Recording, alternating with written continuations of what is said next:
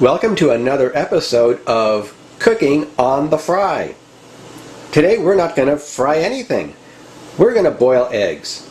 We're going to make hard-boiled eggs the way I and hopefully some of you like them. Hard-boiled, but not really too hard-boiled.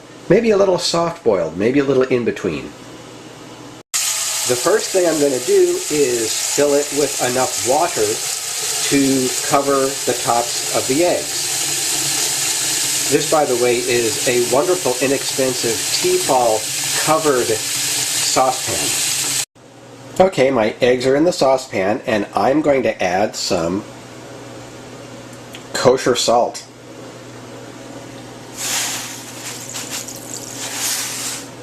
There we go. Now I'm going to cover the pan. Extremely handy to have a covered saucepan. The cover makes a lot of difference. It makes the time taken to boil a lot less. I'm going to turn it on high. And I'm going to set my timer for 7 minutes. And go do something. Like maybe do some curls, some exercises with my dumbbells or something like that. A few push-ups, a few sit-ups. Okay, it's been 7 minutes and that water is just starting to boil. Now I don't know how long it'll take with you and your technology to get the water to start to boil, but for me and with this, it takes about 7 minutes. Now we are at a boil. Now it's time to stop the boiling. So I'm going to turn this off. And my lens just got steamed. How's that for reality cooking? Now I'm going to set my timer for 3 minutes. Okay? And just let it stop boiling. While I'm waiting for these 3 minutes to go by, I'm going to fill this glass bowl with cold water.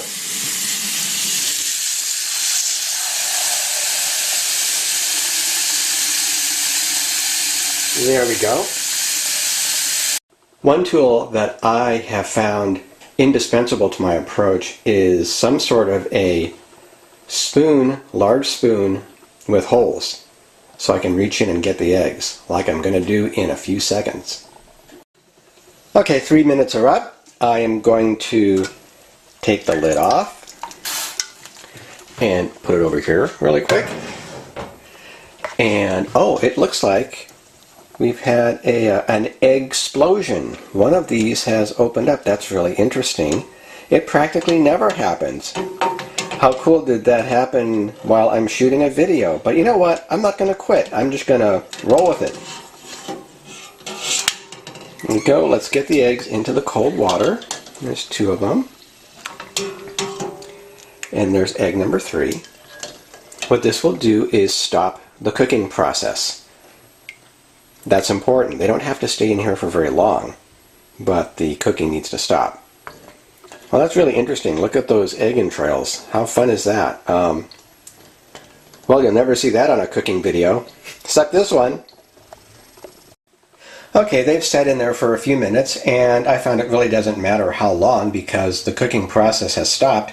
It's just a matter of fishing them out there and peeling them. Let's try the exploder first. It's really just a crack. I'm going to go ahead and peel this one and see what we get. I can't do that while I hold the camera. So how did our egg explosion turn out? It looks kind of soft-boiled. I'm going to cut it here if I can. And sure enough, it came out the way I like eggs. It's what you might call soft, hard-boiled. Perfectly edible, and I'm going to eat it. One thing I've learned is hard-boiled eggs or soft-boiled eggs are a great way to learn what different seasonings do. This season is called Steakhouse Onion Burger. Well, what it really is salt, garlic, onions, spices, paprika, green onion. I mean, let's find out what it does to a hard-boiled egg. It's a way to learn about spices and seasonings. That was actually pretty good. I'm going to peel the other 2 eggs and see how they came out. Okay, the moment of truth. Here are the 2 survivors. Let's see what we made.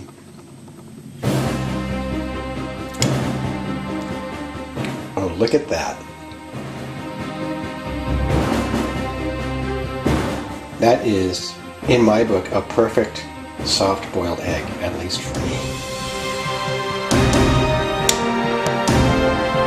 And another one. Not bad if I say so myself.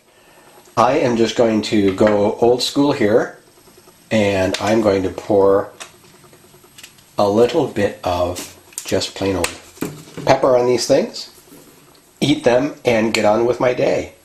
So there's a way to make soft-boiled eggs. I was going to say good luck and good cooking. Other people are saying that. I have to come up with a new tagline, so maybe I will by the next video. Bye! Oh, and before I go, get the salt water out of the saucepan quickly because salt water corrodes stainless steel. I found out the hard way, but that's okay. I am still going to get a lot of use out of this beautiful saucepan by Tefal.